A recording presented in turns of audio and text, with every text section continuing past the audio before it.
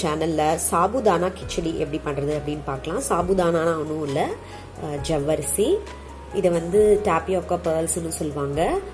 இது ப்ரிடாமினண்டா இந்த ரெசிபி, இந்த சாபுதானா கிச்சடி அப்படின்றது வந்து நார்த் இந்தியாவில் ரொம்பவே ஃபேமஸான, ரொம்ப அடிக்கடி அவங்க கன்சியூம் பண்ணுற ஒரு ரெசிபி. இது வந்து ஒரு பிரேக்ஃபாஸ்ட் ஆப்ஷன், இல்லைனா வந்து இந்த சிவராத்திரி, நவராத்திரி அந்த மாதிரியான டைமில் வந்து வெங்காயம் பூண்டு சேர்க்காம ஒரு மீல் பண்ணி சாப்பிடணும் அப்படின்னு இதை பண்ணி சாப்பிடுவாங்க.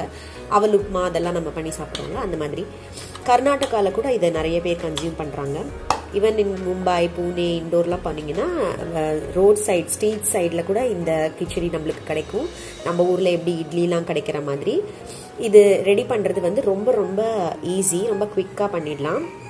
ஆனால் அதுக்கு முன்னாடி இந்த ஜவ்வரிசியை வந்து நம்ம ஓவர் நைட் வந்து நான் இன்னைக்கு ஊற வச்சுருக்கேன். ஆக்சுவலி அதை அந்த கிளிப்பிங் நான் எடுக்கலை. என்ன பண்ணியிருக்கேன், நான் இந்த கிளாஸில் அளந்திருக்கேன். நம்ம தண்ணி குடிக்கிறோம்ல, இது வந்து ஒரு 200 ml கிளாஸு. அந்த கிளாஸில் நான் ஜவ்வரிசி எடுத்துட்டு நல்லா அதோட ஸ்டார்ச் போகிற அளவுக்கு நான் வந்து நல்லா வாஷ் பண்ணிக்கிட்டேன். ரன்னிங் வாட்டரில் நீங்கள் வாஷ் பண்ணணும். அது மேலே நல்ல ஸ்டார்ச் இருக்கும். அது நீங்கள் நல்லா கம்ப்ளீட்டாக வாஷ் பண்ணி எடுத்தால் தான் அந்த ஸ்டிக்கினஸ் இல்லாமல் இந்த ஜவ்வரிசி வந்து உங்களுக்கு கிடைக்கும். நல்லா வாஷ் பண்ணி கம்ப்ளீட்டாக எடுத்ததுக்கப்புறம் எந்த கப்பில், எந்த டம்ளரில் நம்ம மெஷர் பண்ணி இந்த ஜவ்வரிசி எடுத்துக்கிட்டோமோ அதே ஈக்குவல் அமௌண்ட் ஆஃப் வாட்டரை வந்து நீங்கள் போட்டுட்டு மூடி வச்சிட்டிங்கன்னா ஓவர் நைட், அடுத்த நாள் பார்த்தீங்கன்னா இந்த மாதிரி நல்லா ஊறி நம்மளுக்கு வந்து இது கிடைக்கும். ஆனால் கிச்சடியோட ரொம்ப ஆத்தென்டிக் ரெசிபி என்னென்னா, இந்த வறுத்த வேர்க்கடலை. நான் இன்னைக்கு 100 grams வறுத்த வேர்க்கடலையில் சும்மா ஒரு 20 வேர்க்கடலை தனியாக எடுத்து தாளிக்கிறதுக்கு வச்சுருக்கேன்.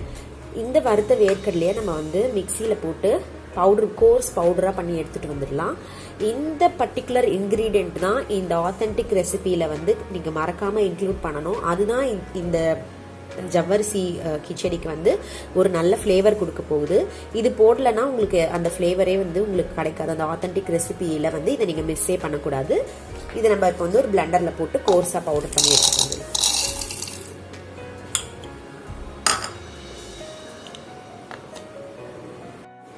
பார்த்தீங்கன்னா இந்த அளவுக்கு வந்து இதை கோர்ஸாக பவுடர் பண்ணி எடுத்துகிட்டு வந்தாச்சு.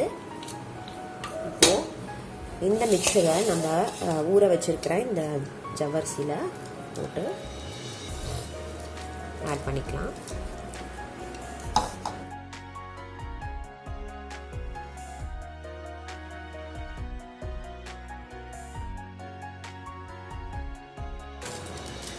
நான் 100 grams அப்படியே போட்டுட்டேன். ஸோ 200 grams ஆஃப் ஜவ்வரிசிக்கு நான் வந்து 100 grams ஆஃப் ரோஸ்டட் வேர்க்கடலையை வந்து பொடி பண்ணி இதில் சேர்த்துருக்கேன். இப்போது இதுக்கு தேவையான உப்பை நம்ம இதில் ஆட் பண்ணிக்கலாம்.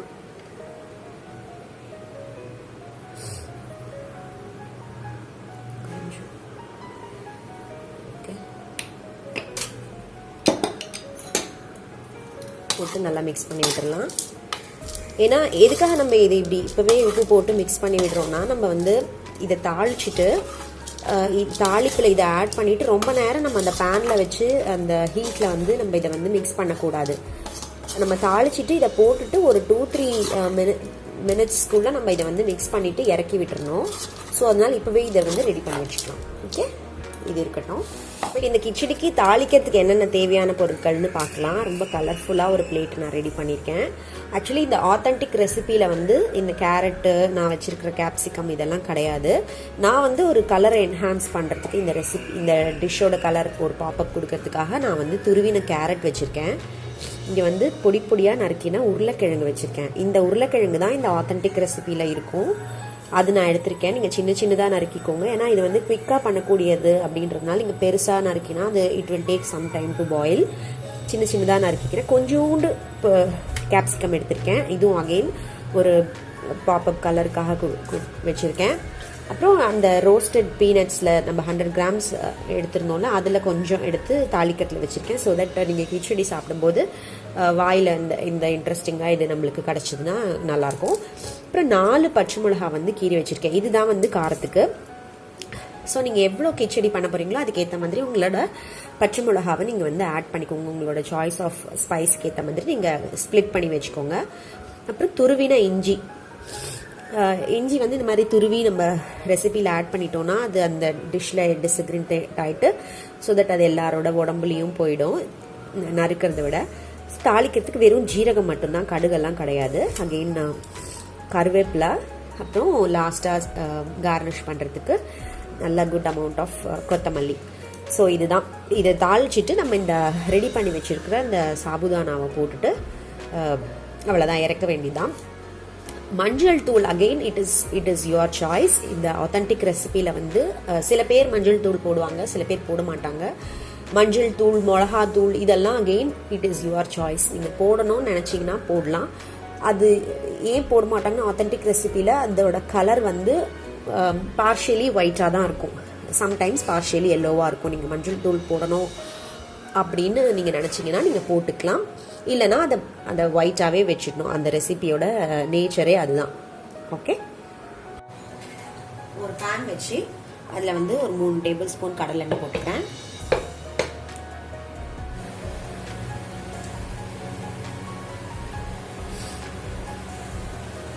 இப்போ எண்ணெய் காஞ்சிடுச்சு, நம்ம எடுத்து வச்சிருக்கிற ஜீரகம் போட்டுக்கலாம். துருவின இஞ்சி,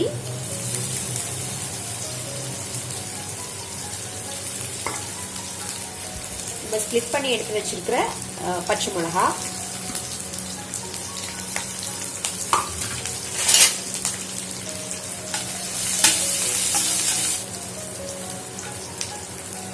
கருவேப்பிலை,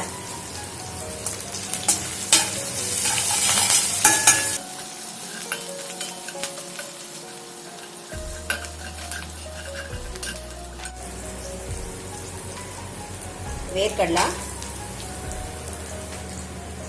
நறுக்கி வச்சிருக்கிற உருளைக்கிழங்கு.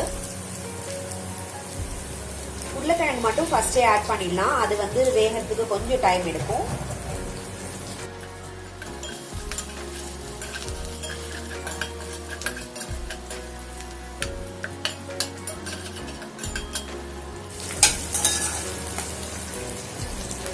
இந்த உருளைக்கிழங்கு வேகிறதுக்கு கொஞ்சம் டைம் கொடுத்து இதை மூடி வைக்கலாம்.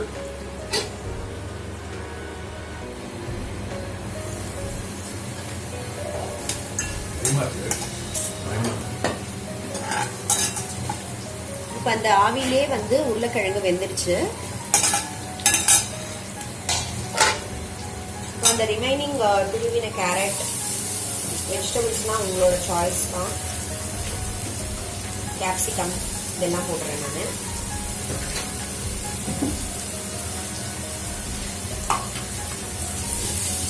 கேரட் கேப்சிகம்லாம் ரொம்ப உங்களுக்கு வந்து குக் ஆகணும்னு அவசியம் இல்லை. அது அப்படியே அந்த கலரும் அந்த கிரன்ச்சினஸும் நம்ம மெயின்டைன் பண்ணணும்.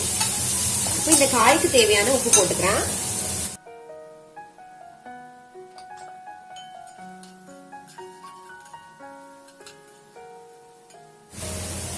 கொஞ்சமா பெருங்காயம், ஒரு பிஞ்ச் ஆஃப் டர்மரிக், கோவிட் டைம்ஸ்லயா அதனால.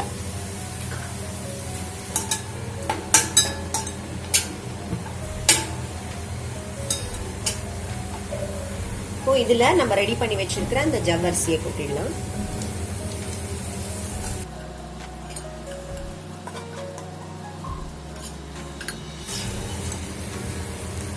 அந்த டெம்பரிங்லாம் இதுல நல்லா மிக்ஸ் ஆகிற அளவுக்கு இதை நம்ம திரட்டி விட்டுட்டா அவ்வளவுதான்.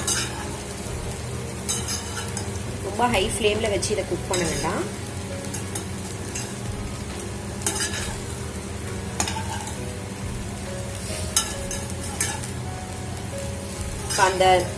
அந்த வெஜிடபிள்ஸ்ல இருக்கிற கலர், அப்புறம் அந்த உருளைக்கிழங்குல இருக்கிற கலர், நம்ம கொஞ்சமா போட்டிருக்கிற அந்த மஞ்சள் தூள், இதெல்லாம் வந்து அந்த ஜவ்வரிசியில ஒரு partial white and partial yellow colour உங்களுக்கு கொடுக்கும். இதுதான் அந்த ரெசிபியோட கலர். ஓகே,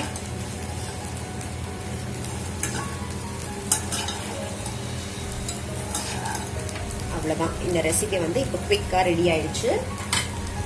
மேல நல்லா கை நிறைய கொத்தமல்லி தூவிக்கலாம்.